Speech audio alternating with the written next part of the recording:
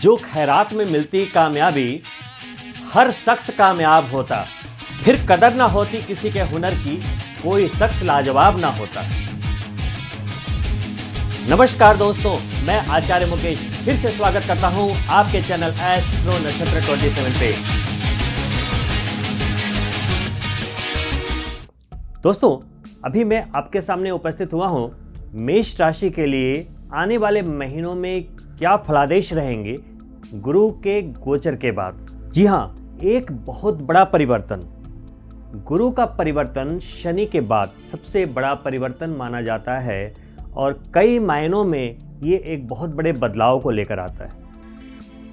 आप मेष राशि के जातकों के लिए गुरु भाग्य के स्वामी होते हैं और द्वादश भाव के स्वामी होते हैं, यानी विदेश भाव के स्वामी होते हैं। तो आपके लिए गुरु का गोचर बहुत ही महत्वपूर्ण हो जाता है। 5 अप्रैल की मध्य रात्रि को देवगुरु बृहस्पति अपनी नीच भंग राजयोग को बदलते हुए शनि देव की दूसरी राशि कुंभ में गोचर करेंगे। कुंभ में उनकी गोचर करने की जो अवधि होगी करीब 5-5.5 महीने की होगी, यानी 14 सितंबर तक वो शनि की दूसरी राशि कुंभ में रहेंगे और फिर वो वापस शनि की राशि मकर में, जो उनकी नीचस्थ राशि है और उसके स्वामी चूंकि शनि वहीं पे विराजमान है, तो फिर से राजयोग को जारी रखेंगे आपके कर्म भाव में। तो जो ये परिवर्तन है, आपकी जिंदगी किस तरीके से बदलेगा, आपके जिंदगी में क्या बदलाव होंगे। देखिए, हम कभी भी किसी भी परिवर्तन को नहीं रोक सकते। सृष्टि में सिर्फ एक ही चीज स्थिर है, एक ही चीज स्थायी है, वो है परिवर्तन। जी हाँ, परिवर्तन ही सृष्टि है, बदलाव ही सृष्टि है।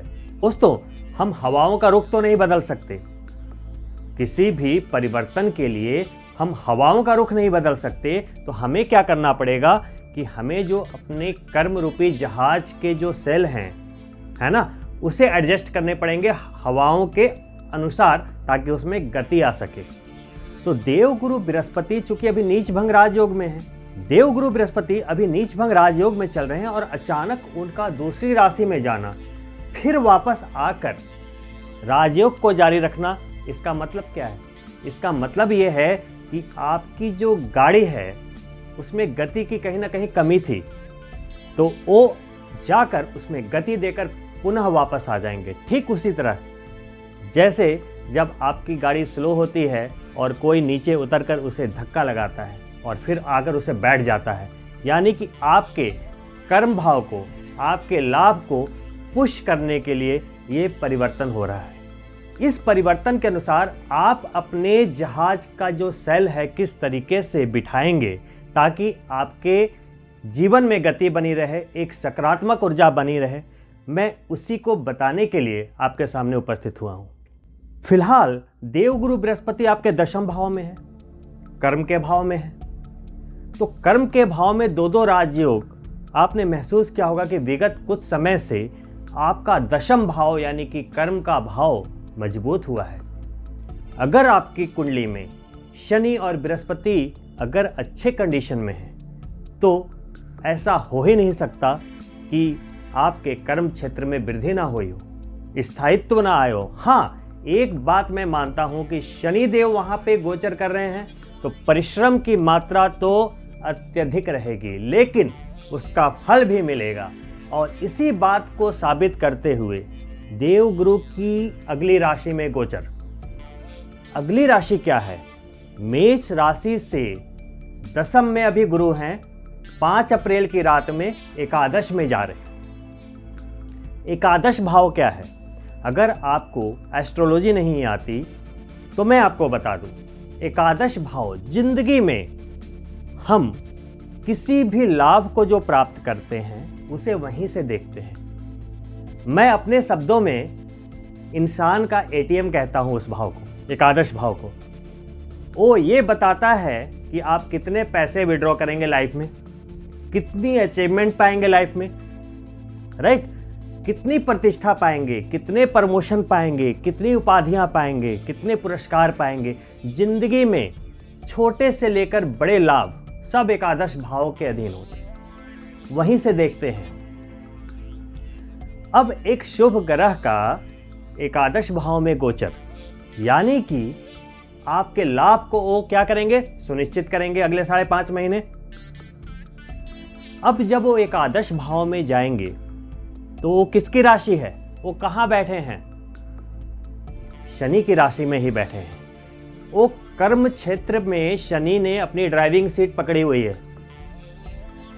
देवगुरु बृहस्पति उसे स्पीड अप करने गए हैं। कैसे, आइए बताता हूं। एकादश भाव में बैठे हुए बृहस्पति की जो पहली स्पेशल दृष्टि, 5वीं दृष्टि कहां पर जाएगी, आपके तीसरे भाव पर। यानी कि तीसरा भाव क्या है, मानसिक शांति का भाव, क्रिएशन का भाव, रिस्क लेने के फैक्टर का भाव, पराक्रम का भाव। यानी कि देव गुरु बृहस्पति कह रहे हैं कि यस, मैं आ गया तुम्हें धन देने, आ गया तुम्हें प्रसिद्धि देने, आ गया तुम्हें लाभ देने। जरूरत क्या है, क्रिएशन। पैसा बैंक में नहीं होता, पैसा विचारों में होता है। अगर आपके पास विचार नहीं है तो आप बैंक करप्ट हैं। विचार लाइए, विचार।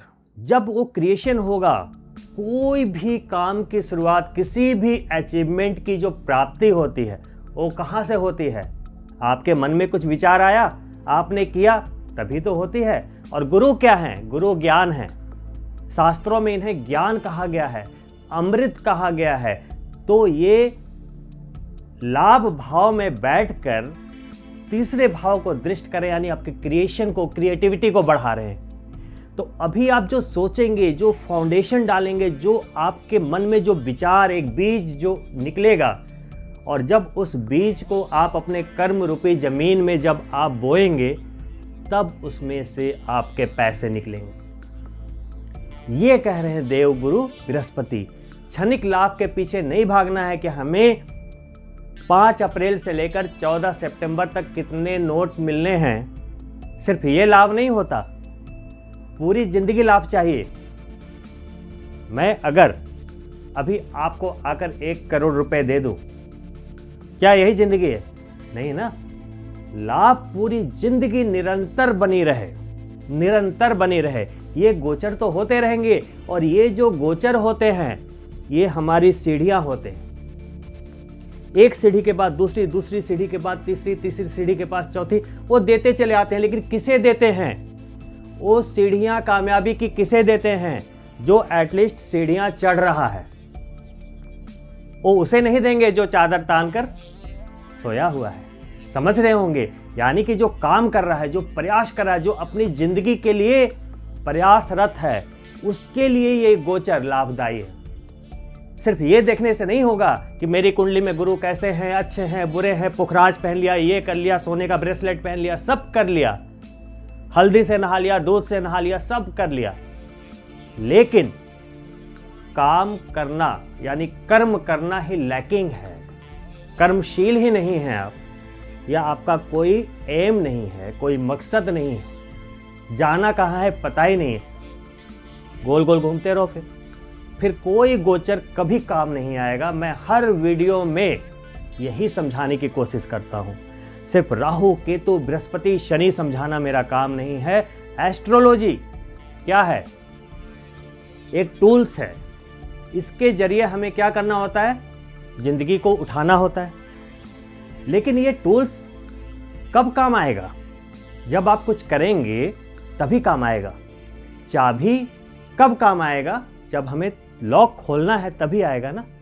तो अब मैं उन लोगों के लिए बात करूंगा आगे जो अपनी जिंदगी में कुछ पाना चाहते हैं, कुछ बड़ा पाना चाहते हैं। मैं सिर्फ उन लोगों के लिए वीडियो बनाता हूं। अगर आप सिर्फ एंजॉयमेंट के लिए ये वीडियो देख रहे हैं तो मैं रिक्वेस्ट करूंगा वीडियो बंद कर दें, आपको कुछ नहीं मिलने वाला। तो आगे मैं जारी करता हूं। देखिए, एकादश भाव में बैठकर उनकी 5वीं दृष्टि आपके सृजन भाव पे पड़ रही है। अब आपके जो राशि स्वामी हैं मंगल, वो 13 अप्रैल को राहु का साथ छोड़ते हुए जो आपके धन भाव में बैठे हैं, राहु और मंगल जो अंगारक योग में हैं अभी, उस अंगारक योग को या अंगारक दोष कह लें आप, उसको छोड़ते हुए आपके जो राशि स्वामी हैं मंगल भी आपके तीसरे भाव में, जो उनका सबसे प्यारा भाव है, शौर्य का भाव, पराक्रम का भाव, मंगल क्या है, सैनिक, सैनिक, वहां पर गोचर करेंगे। मंगल क्या है, ट्रिगर, जो आप अचानक से जो ट्रिगर होते हैं, यानी कि एक्शन करने के लिए ट्रिगर होना, मंगल वही है, एक्शन, एक्शन। तो आपके स्वामी ही वही हैं, तो वहां पे वो तीसरे भाव में गोचर करेंगे और वहां बृहस्पति लाभ भाव में बैठकर अपनी स्पेशल दृष्टि डालेंगे। क्या कर रहे हैं, अब समझ में आ गया? बृहस्पति कर रहे क्रिएशन और आपके स्वामी भी वहां जाकर उसको एग्जीक्यूट कर रहे हैं। ये ठीक उसी तरीके से है जब आपको कोई काम कराना हो और अपने एक सरकारी दफ्तर में आपने कोई फाइल लगाई हो और आपको किसी 2 ऑफिसर से काम हो, तो ऑलरेडी आपको एक भाग्य के जरिए वो दोनों वहीं मिल जाते हैं एक ही कैबिन में और आपका काम वहीं पे हो जाता है, यानी जल्दी हो जाता है। मैं वही कहना चाह रहा हूं, यानी कि आपके राशि स्वामी और गुरु दोनों वहीं उपलब्ध है। अब जो गुरु की 7वीं दृष्टि सीधी दृष्टि होती है, वो कहां जा रही है, पंचम भाव पे। पंचम भाव क्या है, आपका लक्ष्मी का भाव, त्रिकोण भाव, बृहस्पति का प्यारा भाव। अब त्रिकोण भाव क्या होता है, शिक्षा का भाव, और गुरु किसके कारक हैं, ज्ञान के, शिक्षा के कारक हैं। तो जो विद्यार्थी शिक्षा के लिए प्रयासरत हैं, एजुकेशन कर रहे हैं, थोड़ी सी कहीं वो कंफ्यूजन में थे या कंसंट्रेशन नहीं बन पा रहा था, अच्छी शिक्षा कर सकते हैं। और मेष राशि के लिए द्वादशेश यानी विदेश भाव के स्वामी भी गुरु होते हैं। नौमेश यानी कि भाग्य के स्वामी भी गुरु होते हैं। तो जो विद्यार्थी उच्च शिक्षा के लिए विदेश जाना चाहते थे पढ़ाई करने, वो जा सकते हैं। भाग्य का साथ है, यानी कि अभी आप जो भी विद्यार्थीगण एक बड़ी प्रतियोगिता के लिए इस दौरान, यानी कि अप्रैल से लेकर सितंबर के दौरान आप बैठने वाले थे उस परीक्षा में, आपको एक उम्मीद है कि नहीं, इस बार तो ये मेरा एग्जामिनेशन क्रैक होना ही होना है, तो इस बार जरूर होगा, इस बार जरूर होगा। मैं लास्ट में रेमेडी भी बताऊंगा अगर आपका गुरु कमजोर है तो ये कैसे आप लेकर आएंगे इस अचीवमेंट्स को, मैं उसके बारे में भी बात करूंगा। लेकिन ये अवसर मिलने वाला है और यहाँ जो आपके उम्मीदों का लेवल है वो बहुत गोचर के कारण बहुत हाई रहने वाला है, यानी कि उसकी पॉसिबिलिटी हमारी नज़रों में काफ़ी ज़्यादा है, काफ़ी ज़्यादा है। अब जो 5वां भाव है वो प्यार का भी है। अगर आप किसी से भी प्रेम संबंध में थे और चाहते थे कि वो आपकी पत्नी बने या आपका पति बने, तो चूंकि देवगुरु बृहस्पति की 7वीं दृष्टि पंचम पे जा रही है, वहीं पे उनकी 9वीं दृष्टि जो स्पेशल दृष्टि है आपके सप्तम यानी विवाह भाव पर जा रही है। यानी कि ये जो लाभ है कि प्रेम का आपके एक दाम्पत्य जीवन में बदलना, शादीशुदा जीवन में बदलना, अगर आप चाहते हैं तो ये वही वक्त है जब आपको प्रयास कर लेना चाहिए, सफलता मिल जाएगी। ये तो हो गई आपके प्यार की बात। अब प्यार के साथ पैसा भी चाहिए, तो पैसा देने के लिए चूंकि मेष राशि के लिए आपके नौमेश आए, आपके भाग्य के स्वामी भी गुरु हैं और गुरु लाभ भाव में बैठे हैं, यानी कि एक भाग्य के स्वामी और एक आपके लाभ भाव में, 2 लक्ष्मी भाव इधर और तीसरे लक्ष्मी भाव यानी त्रिकोण यानी पंचम पर उनकी दृष्टि है। सारा संभाल रखा है गुरु ने, सारा गुरु ने संभाल रखा है। अब क्या है कि शनि के साथ भी उनका संबंध है, क्योंकि शनि की दूसरी राशि में शनि राजयोग में है और फिर वापस जाकर वो नीच भंग राजयोग बनाने वाले हैं। तो कर्म हाउस शनि ने संभाला हुआ है, ड्राइविंग सीट। अब भाग्य के बदले भी आपको पैसे मिल सकते हैं, भाग्य के सहारे भी पैसे मिल सकते हैं। जैसे आप अगर शेयर बाजार से पैसा कमाते हैं, सट्टा, लॉटरी, जुआ, बोलना तो नहीं चाहिए, लेकिन इन चीज़ों को ये टाइम सपोर्ट कर रहा है, अचानक प्राप्ति हो सकती है। और दूसरी बात क्या है, अभी देखिए जब दशम भाव में आपके बृहस्पति थे तो उनकी जो 5वीं दृष्टि राहु को नियंत्रित कर रही थी, जब एकादश में आए तो राहु से उनकी दृष्टि हट गई, राहु से उनकी दृष्टि हटी, अब तीसरे पे दृष्टि गई। राहु से दृष्टि होने का मतलब क्या है, राहु स्वतंत्र हो गए बृहस्पति की दृष्टि से। अब राहु कहां बैठे हैं, आपके धन भाव में, यानी आपके जन्म चंद्रमा से 2nd हाउस में। 2nd हाउस क्या है, धन का है, आपकी सेविंग का है। तो राहु क्या करते हैं, राहु भी अचानक धन देता है। तो स्थितियां समझ रहे हैं कैसे बन रही है। शनि ने ड्राइविंग सीट संभाली हुई है, बृहस्पति धन देने के लिए गए और राहु को भी छोड़ दिया, बिल्कुल ट्रायो बन रहा है। तो आप इस समय का फायदा उठाना है दोस्तों। देखिए गोचर में जो व्यवस्था होती है भगवान के द्वारा क्रिएट की हुई, वो सारी चीज़ों को समझते हुए की हुई होती है। एक जो कहते हैं ना ऑटोमेटिक सॉफ्टवेयर है उनका, बिल्कुल कोई छिड़खानी नहीं हो सकती, 1 सेकंड की छिड़खानी नहीं हो सकती। हमें उन्हें समझना है अगर हमें उन्नति चाहिए लाइफ में। जिन्होंने भी समझ लिया उठ गए ऊपर। विदेश भाव से सॉलिड कनेक्शन होगा क्योंकि आपके द्वादशेश भी हैं। विदेश भाव से सॉलिड कनेक्शन होगा, लेकिन द्वादश भाव के कारण अगर बृहस्पति आपके खराब हुए कुंडली के अंदर तो आपको कुछ नुकसान होने की भी संभावना है। अनावश्यक खर्चे बढ़ेंगे, जिम्मेदारियां बढ़ेंगी, हो सकता है आपकी सेविंग का 30-40% निकल जाए, लेकिन लाभ भी उसी अनुपात में आएगा। गारंटी है, गारंटी है। इतनी बढ़िया तरीके से जबरदस्त पैक्ट बना हुआ है आपके राशि में, कुंडली में, गोचर में कि मिलना ही है अगर आप कर्मशील हुए तो। दोस्तों, वहीं आपको अपने सेहत के लिए थोड़ी सावधानी की आवश्यकता होगी इस गोचर के दौरान, क्योंकि पेट से संबंधित, उदर से संबंधित या आपके डाइजेशन, पाचन तंत्र से संबंधित कुछ समस्याएं आ सकती हैं। तो उसके लिए आप क्या करें, फूड जो आपकी हैबिट है, जो फूडिंग हैबिट है, उस पर थोड़ा कंट्रोल रखें, बाहर का ना खाएं, नियंत्रण में रहें, तो कोई परेशानी नहीं आएगी। अब उनकी नौवीं दृष्टि आपके 7th हाउस पे पड़ने के कारण अगर पार्टनरशिप में कोई काम आप करना चाह रहे थे तो ये जो मंथ हैं अप्रैल से 15 सितंबर तक के वो आपके लिए फेवरेबल हैं। और ये जो पार्टनरशिप अभी आपने कर लिया तो ये आगे वर्कआउट करेगा, क्योंकि बृहस्पति वापस आकर राजयोग जारी रखेंगे। पत्नी या पति के हेल्थ को लेकर, सेहत को लेकर अगर आप चिंतित थे या कोई परेशानियां आ रही थी, वहां पर इन 5-5.5 महीनों में चमत्कारिक रूप से लाभ दिखने को मिलेगा। लेकिन वहीं पे 12वें भाव से संबंध होने के कारण अगर आपका चंद्रमा कमजोर है, लग्नेश कमजोर हैं, तो आपको अनिद्रा की बीमारी चपेट में ले सकती है। बीमारी ना भी कहें तो आपको रात में जो साउंड स्लीप नींद आनी चाहिए थी उसमें बाधा हो सकती है। रात में आपकी नींद कई बार खुल सकती है, थोड़ी बेचैनी का अनुभव हो सकता है। तो उसके लिए अपने चंद्रमा को मजबूत करें और अपनी कुंडली में देखें कि आपका लग्नेश कौन है, उसे मजबूती दें, ये प्रॉब्लम आपकी सॉल्व हो जाएगी।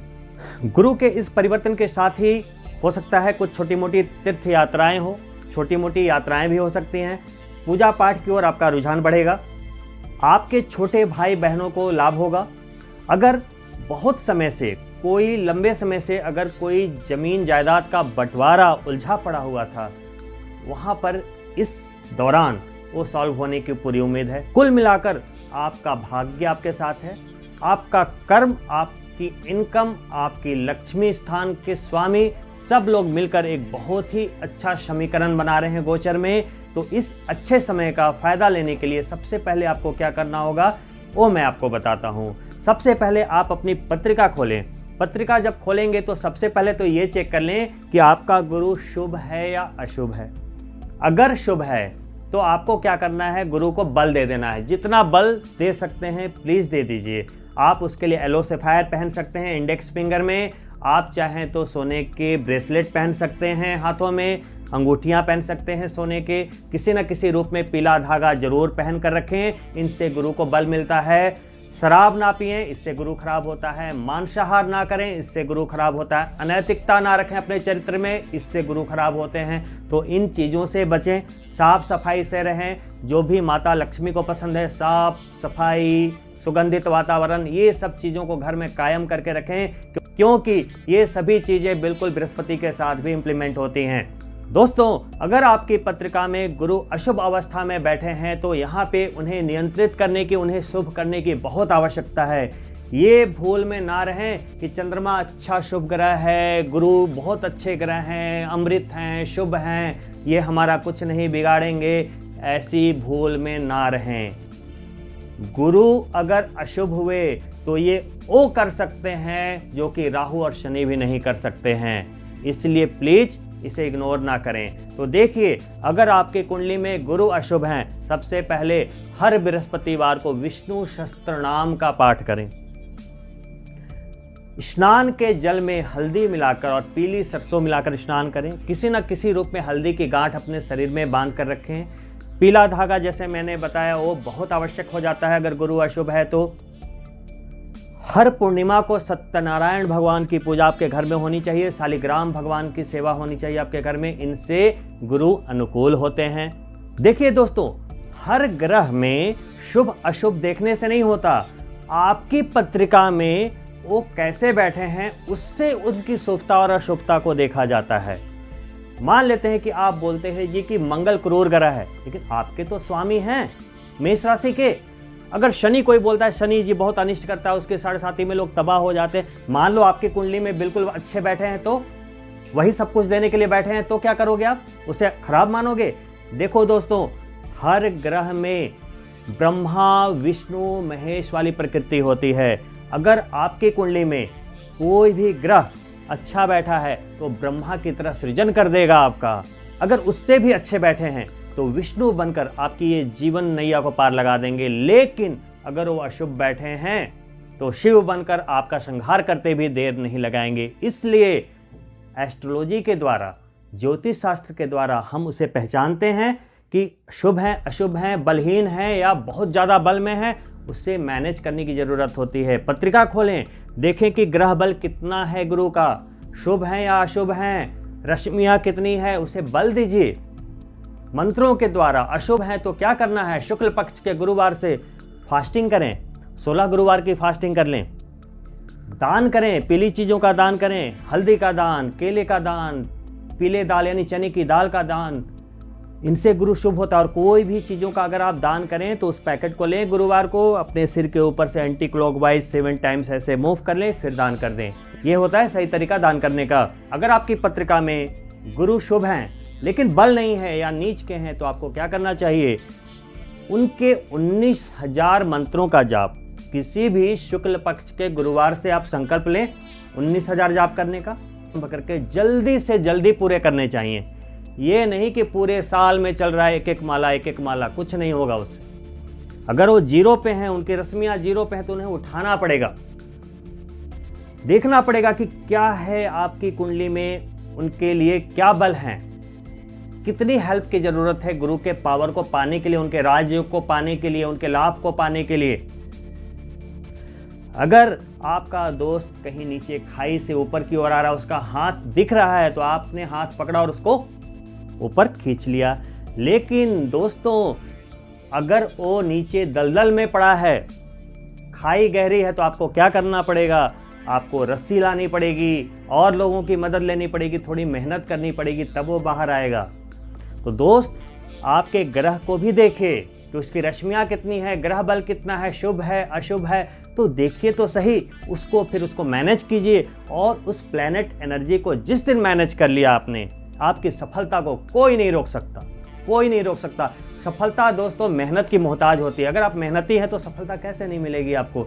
तो हमें क्या करना है? एस्ट्रोलॉजी के द्वारा थोड़ी और स्पीड में बढ़ने के लिए ये क्या करती है? मार्गदर्शन देती है, एक लाइट दिखाती है कि दोस्त ये है रास्ता। एस्ट्रोलॉजी क्या है? उसने सिर्फ आपको एक रास्ता दिखा दिया, थोड़ी जल्दी पहुंच जाएंगे आप, बाकी पहुंचना तो ऐसे भी है। कुल मिलाकर दोस्तों, गुरु का ये 11वें भाव का गोचर बहुत शानदार है। आपके पद को बढ़ाने वाला, आपकी प्रतिष्ठा को बढ़ाने वाला, आपको विशिष्ट पद दिलाने वाला, आपको आर्थिक समृद्धि दिलाने वाला, यानी कि आपके मान सम्मान एवरीथिंग ये गोचर दे सकता है। किस अनुपात में देगा ये तय कौन करेगा? आपकी पत्रिका में गुरु का बल, तो उसे चेक करें। अगर आपको पता नहीं है कि आपकी पत्रिका में गुरु का बल क्या है, आप मेरे नंबर पे कांटेक्ट करें, व्हाट्सएप पे अपने नाम के साथ जन्म की तारीख, समय और स्थान लिखकर भेजें और अपॉइंटमेंट के लिए रिक्वेस्ट करें। जब आप अपॉइंटमेंट ले लेंगे तो मैं आपके साथ वीडियो कॉल पे जुड़ूंगा पूरे 1 घंटे के लिए और आपको वीडियो पे दिखाऊंगा कि आपकी रश्मियाँ क्या है, आपके ग्रह बल क्या हैं, कहाँ पे क्या संतुलन चाहिए। बिल्कुल साइंटिफिक तरीके से मेरा विश्लेषण होता है, तो आप उसका बेनिफिट लें और जीवन में तेजी से आगे बढ़ें। अगर आप हमारे चैनल से नए जुड़े हैं तो प्लीज़ सब्सक्राइब करें, और अगर ये एपिसोड आपको अच्छा लगा हो तो अपने मित्रों के लिए शेयर अवश्य करें और लाइक ज़रूर करें। ब्रह्मांड का कोई भी ट्रांजिट, कोई भी गोचर आपके लाभ के लिए ही होता है। अगर हमारा माइंडसेट पॉजिटिव है तो हम अपने जहाज के सेल को एडजस्ट करके लाभ ले लेंगे, अन्यथा अगर हमारा माइंडसेट ही नेगेटिव है तो कोई भी गोचर, कोई भी बदलाव, कोई भी परिवर्तन हमारे काम नहीं आने वाला जब तक हम नहीं बदलेंगे, हमारी सोच नहीं बदलेगी, हमारे काम करने का अंदाज नहीं बदलेगा। अगर 2 + 2 4 होते हैं, अगर उसके रिजल्ट में बदलाव करना है, अगर मुझे 10 लाना है तो 2 + 2 ही नहीं लगाना पड़ेगा, वहाँ पे 2 + 8 करना होगा। यानी कि अगर हमें रिजल्ट बदलना है तो हमें इनपुट भी बदलना पड़ेगा। गुरु का ये गोचर सिर्फ एक शब्द को लेकर आया है आपके लिए, वो है परिवर्तन। दोस्तों, परिवर्तन से डरना, संघर्ष से कतराना मनुष्य की सबसे बड़ी कायरता है। अगर आप में शौर्य है, मंगल की राशि के आप जातक हैं, तो आप अपना शौर्य दिखाइए और इस गोचर के लाभ को हासिल कीजिए, क्योंकि ये वक्त बहुत शानदार है। दशम भाव में शनि, एकादश भाव में गुरु, और ये जो कॉम्बिनेशन का आपने लाभ ले लिया दोस्तों, जिंदगी बदल जाएगी। तो मैं बहुत जल्द मिलता हूँ अगले एपिसोड में। तब तक के लिए ऑल द बेस्ट, नमस्कार।